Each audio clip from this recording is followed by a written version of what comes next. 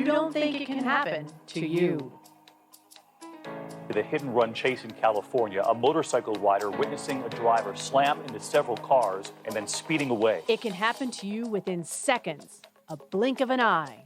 Tonight about the man suspected of killing a woman in a hit-and-run and his plan to evade justice. When you take your eyes off the road for just seconds, when you're driving your car, oh, yes, it can happen to you. See, it's not a matter of if, it's a matter of when. When the sands of time will run out within your hourglass. New at 10, a hit and run caught on video, and now a teenager and his family are looking for the driver who took off. He was a victim of a distracted driver hitting the road while riding his motorcycle going 65 miles per hour. He nearly lost his life.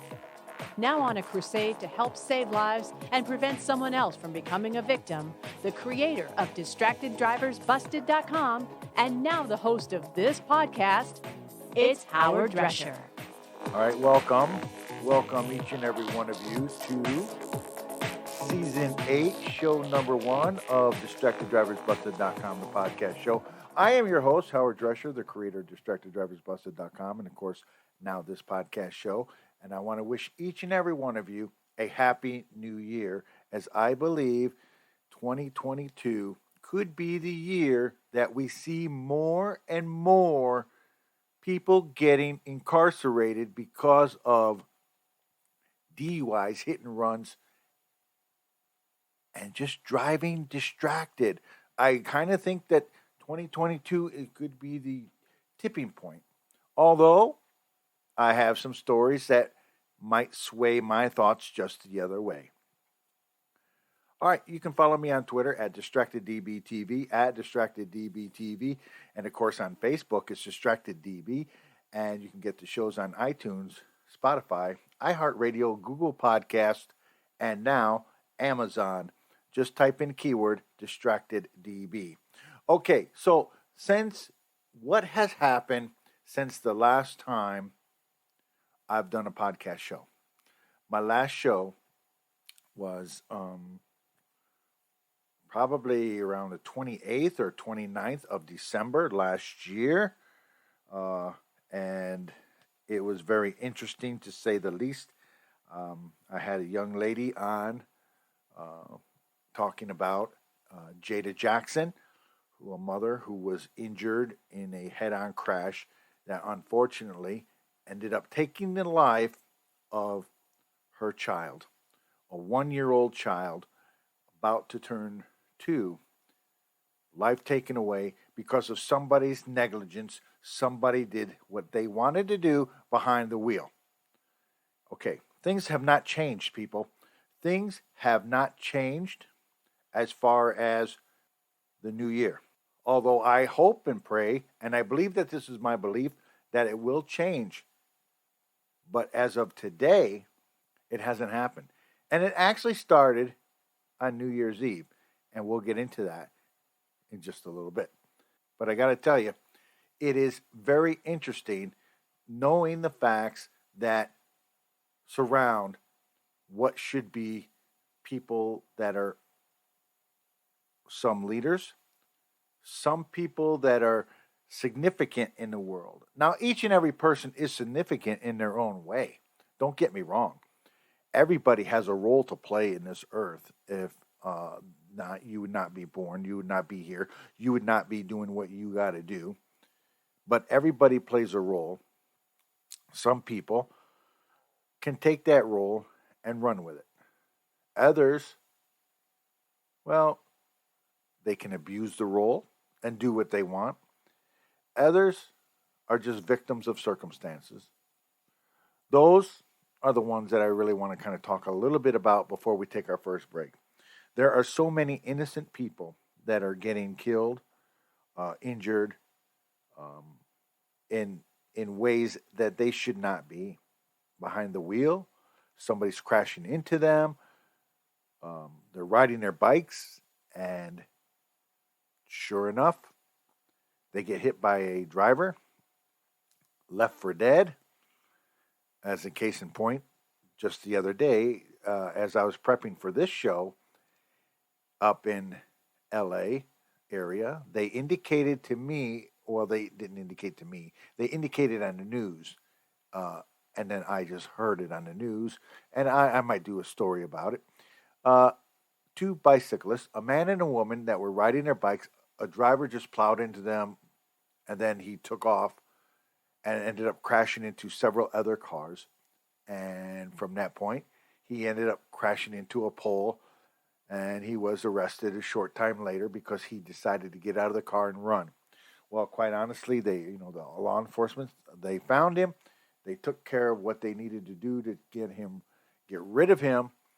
And I want to say in this next couple of segments that I do, look, I kind of feel that sometimes the more popular you are, or sometimes the more influential you are, or higher up in government, you kind of just lose it at times, and you take things upon your own hands, if you will, and you do something freaking stupid. And I have 3 different cases right here. I have an actor, a football player, and an assistant state attorney. Assistant state attorney who did what she did. Now, if anybody in the world of influential people would be her. And I'm sure she's prosecuted people like this. Now she is going to be the one that is going to be charged. And now she's the one that's going to face the judge in that manner. Instead of presenting a case, now she is the case. And that bothers me. And it kind of bothers me for the simple fact that she should have known out of everybody. Although the actor should have known, and obviously the football player should have known. And the reason why, because somebody on the Raiders, again, just after they had somebody a couple of months ago, remember the Ruggs story? He ended up getting arrested after DUI crash that ended up killing somebody, and he spent some time in prison, and he's probably still there, and he's no longer with the Raiders, and now we have a cornerback for the Raiders who just after their game, I guess they played Denver maybe possibly last week or the week before, and yet they end up coming home, getting popped in Las Vegas. Again, I get it. Las Vegas is a happening thing. Las Vegas is up and down, running things. The casinos are there. You got, all the buffets. You got this, you got that. All the different casinos doing their things, happening. The lights are flashing 24/7 inside the casinos. You don't know what time it is. Yet you come home, you do something stupid, and you end up getting, popped for DUI. Possible DUI, I should say. But the Raiders already made their way. They've already addressed the issue. And quite honestly, I got this from Raider Nation, a podcast. And again, I thank them for allowing me to use the sound. Again, here we go. We're going to take a quick commercial break, and when we come back, oh yes. It is hard to believe. One of the actors that I know, I don't know him personally, talked to him. He was at an event a couple years ago for the same thing he got popped for. You're listening to the DistractedDrivers.com podcast. We'll be right back.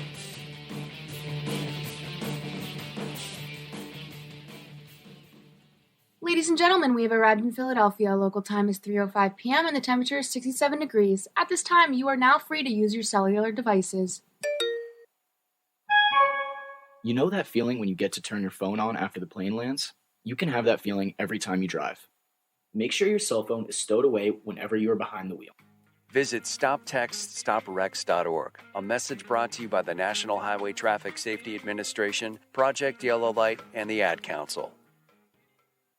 Hey, it's me, your cell phone. We need to talk about something serious. I know you love me, I know you like using me wherever you are, but I feel like this isn't working out when you're driving. I know you may think that it's possible to focus both on me and the road, but I just don't feel the same way. I think we should spend time away from each other when you're driving.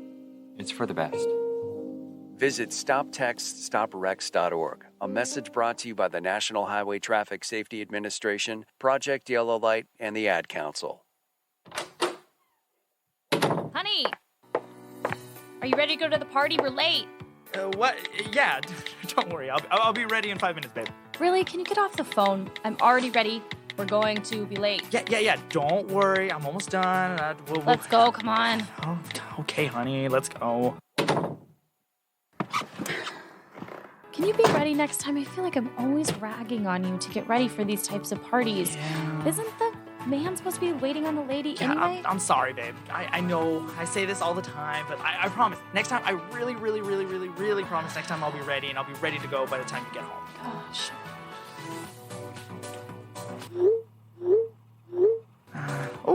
Let me see who that is. I'm waiting to see if my friend is actually going to be at this party. No!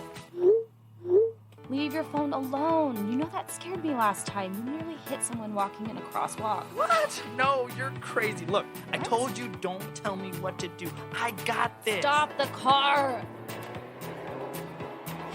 Stop it now. I just can't be with someone who doesn't care about my life, not to mention their own.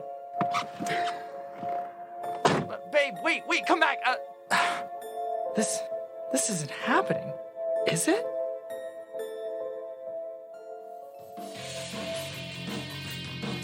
Now, back to the DistractedDrivers.com podcast. All right, welcome back to DistractedDriversBusted.com, the podcast show. I am your host, Howard Drescher, the creator of DistractedDriversBusted.com, and of course, now this podcast show. Oh, excuse me. And now this podcast show. All right, so here we are, just a couple of days before the Christmas, New Year's, and my question to you is, how many people know David Koechner? If you watch Anchorman, he was in that show. He is the cowboy kind of guy, wearing a cowboy hat all the time, David Koechner. And his character was obviously one of the TV people. I didn't know if he did the sports or weather on the show, but he was an actor within that show. I came across him probably about 6, maybe 7 years ago at an event that was being held in honor with Connor. And he was there to address the situation about DUIs, hit and runs, and so on and so forth. He obviously knew the mother of the young boy that was killed. And I had her on as my guest, and she invited me to her event. And so I went up to my very first event dealing with distracted driving. And I was kind of shocked and amazed on how many people that were coming from all over different states to be there for this event. And to tell you the truth, I was rather impressed on how many, but then again saddened by the same thing, because there was so many people that have lost, and there were so many victims that had their parents there, or some of the kids who had lost their parents because of DUIs and hit and runs. This actor, David Koechner, had walked by me. I indicated who I was. I said hello. He said hello, and we talked for about a minute, and then he moved on because he was going on over to another event. And I found the guy to be very honest and trustworthy at the time, and I kind of liked the guy, Again, my first time meeting him, so I really can't speculate much more than that. But the idea is that I felt like, okay, this is a guy that gets it. This is a guy that understands what's happening when it comes to youth, teen, drinking and driving, hit and runs, the whole 9 yards. He gets it. And then again, on New Year's Eve, just this past New Year's Eve, he ended up getting this. And again, this is an audio piece that somebody told me to look up. And first they sent me a small clipping of it, and they said you can get it on YouTube. So I'm going to give credit to YouTube on this one. And I thank them for allowing me to use the sound. David Koechner was arrested on New Year's Eve for suspected DUI and hit and run in Simi Valley, California.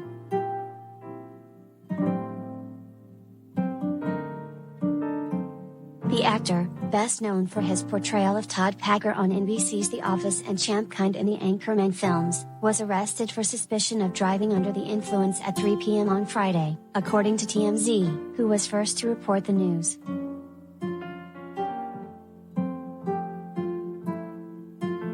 Records indicate that Koechner, 59, was booked at Ventura County Jail at 5:15 p.m. local time and has since been released. A court date has been set for March 30th in Ventura, California.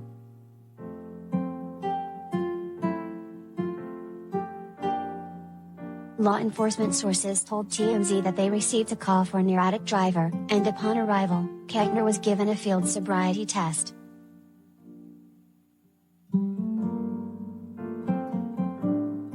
Page 6 has reached out to Koechner's reps, the Simi Valley Police Department and Ventura County Jail for more details.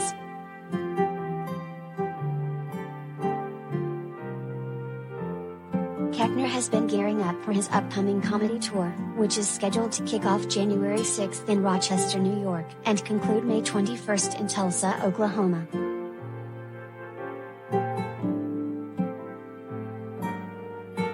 It's unclear at this time if the arrest will affect the tour in any way.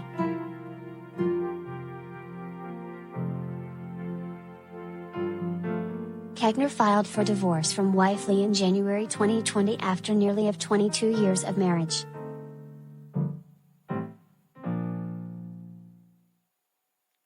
Again, that story came from YouTube. Actually, somebody sent me a small snippings of that and then said, go to YouTube and get this.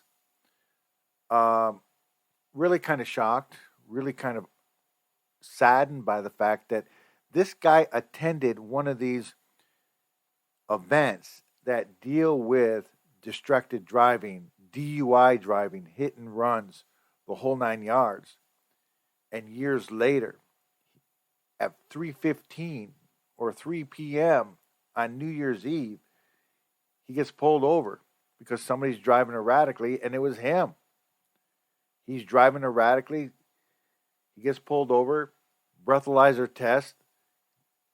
By 5:15, he's being booked in jail, and then he's released on his own recognizance. This is a sad thing, and I hate to see things like this. I really, really do. And again, it's just saddening that this is the stuff that happens. But I guess maybe things happen, but these are the things that should not happen. And maybe he's got something going on in his life. But what could have been if he would have killed himself, or what if he hurt somebody else? Thank God he did not. And again, a court case coming up in March this year. We're going to find out what the status is on that, and I'll keep you guys posted on that. All right, so how many people remember a couple of months ago during the NFL season, there was a receiver, I think it was a receiver, Henry Ruggs. I think his name was Henry Ruggs. And he, from the Raiders, after a football game, ended up getting popped for a DUI with a crash. And I can't remember if somebody was killed in that. I know in his car he had a girlfriend in the car, and she tried to, get away or something. They were both sitting on the concrete sidewalk, and to make it look like, okay, he wasn't driving, allegedly.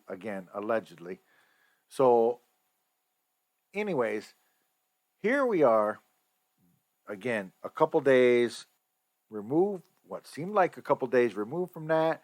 Here we are in now 2022, and this story comes from Raiders Nation, and I appreciate them for allowing me to sound. And I think Raider Nation, it's a podcast show, and we'll get more into that, but here it is. Raider Nation, what's going on? You guys are watching the Raiders Report. Mitchell Renz from Chat Sports, ready to give you guys some breaking news that, honestly, man, absolutely breaks my heart. Cornerback Nate Hobbs has been arrested for DUI, and this is just really, really frustrating from top to bottom, considering the fact that everything that has happened around this Raiders organization. So what you guys are going to be seeing here on this video is all the information that I have at this current time. And this report is from TMZ, and it has actually just been confirmed by Raiders head coach Rich Bisaccia. So early this morning, Hobbs was found at about 4 o'clock a.m. in Las Vegas, pulled over on the side of a highway, passed out in his vehicle, and because he was passed out in his vehicle, that does then come down to DUI. Now, I'm on Twitter, I'm on Instagram, I'm seeing a lot of people say, well, he wasn't necessarily driving. Remember, a DUI can literally be, if the keys are close enough to you, it's basically, in air quotes, that you have the intent to drive a vehicle. Now, here's what I believe Las Vegas police decided to just put out. On January 3rd, 2022, at approximately 4:09 a.m., LVMPD dispatch received a call reference a driver asleep inside of a vehicle, which was parked on the exit ramp of a parking garage located in 3500 block of South Las Vegas Boulevard. Arriving officers made contact with the driver, identified as 22-year-old Nate Hobbs. He was given FST's field sobriety test by patrol and failed. He was transported to Clark County Detention Center, where he was booked for DUI misdemeanor. Now, obviously, this is a very frustrating thing from top to bottom. So here at the Raiders Report, not only we give you guys news, rumors, we gave you a fun overreaction show earlier on today's show, but now it's time to also break down part of this. And I want to know, what is your one-word reaction to this news? My one word, and I said it before, frustrated. I almost couldn't believe it when I saw the report first come out, for the simple fact of I don't understand how these NFL players who literally have systems in place where you can take Ubers, you can take Lyfts. The Raiders, literally since the Henry Ruggs incident, have just been bashing the players over the head of, hey, you got to make better decisions. And I get it. I like Nate Hobbs. He's done a hell of a job as a rookie. But the one-word reaction of this to me is unbelievable, frustrated, just absolutely crazy. Again, that sound came from Raiders Nation, the podcast show, and I appreciate them for allowing me to use the sound. I got to tell you, though, this, again, is very disheartening, just like he indicated. Everything that has surrounded the Raiders during this past year, the Henry Ruggs incident, which I already mentioned, it just seems to snowball. And, again, there's Uber, there's Lyft, there's all these other ways to get around, call a teammate, call a coach. It doesn't really matter. But the whole idea is that it is just so frustrating that these kinds of things are happening. You can't consider this a role model type situation. It is people that look up to these guys, the young kids, thinking, oh, I could be an NFL player one day. They work their butts off to get there. And something simple as a DUI, a possible DUI, allegedly a possible DUI, and yet, bam, there we are again. You're at square one again, now preaching to the choir. Speaking about preaching to the choir, somebody that should have known better to do what they have done. And again, this story comes from WPTV out in Florida, and I appreciate them for allowing me to use the sound. I apologize. That is not the right cut I'm looking for. It's from WKRG in Florida, where an assistant state's attorney who should have known better, because that's what she preaches, did something wrong. The people here at Hands Cove Lane in Shalimar say the crash happened just after midnight on Wednesday, and at first they thought it was Eglin Air Force Base doing a bomb test. They tell me once they came outside, they saw the SUV had crashed into the fence. Florida Highway Patrol says 35-year-old Cassie Reed was driving a black Audi when it went through the fence off Sherwood Drive and into this backyard. Homeowners say there are two lines of fencing, and the second one stopped the car, stopping it from hitting a home or landing in the backyard pool. FHP says Reed smelled of alcohol and showed signs of intoxication. Reed refused to take a breath test, and she was arrested on scene. Because of her job, a Florida statute protects her personal information and a mugshot from being released. WKRG News 5 found record of Reed under the Florida and Okaloosa Bar Associations, listing her as an assistant state attorney in Shalimar.